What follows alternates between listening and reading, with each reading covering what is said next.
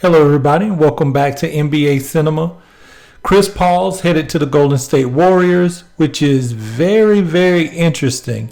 When Chris, especially when you break down what Chris' history is with the Golden State Warriors, they were competing against one another when he was with the Clippers, with the Rockets, obviously with the Phoenix Suns, and now he's going to join the Golden State Warriors organization.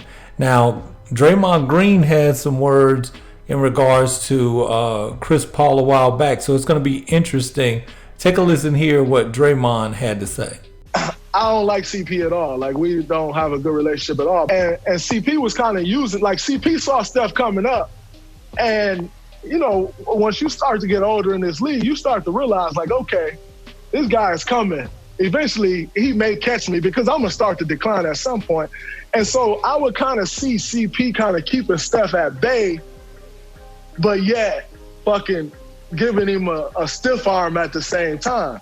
Now, Steph, Steph ain't, Steph is Steph. Like, we all love Steph, right? He ain't cut like, he ain't got the street part to him. And so he ain't confrontational at all. He ain't confrontational. Exactly. And so with me coming from where I come from and the way I grew up, I'm kind of watching like, yo, he kind of rock with you, Steph, but he kind of don't. He kind of keeping you at bay. And so I took it upon myself to try to create fucking division there. So I think that's pretty interesting. I mean, Draymond said,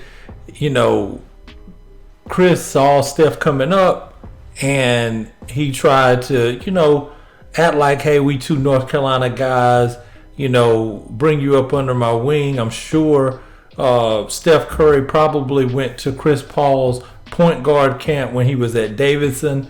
But after a while, Steph started making a name for himself and his star started to rise above Chris Paul's.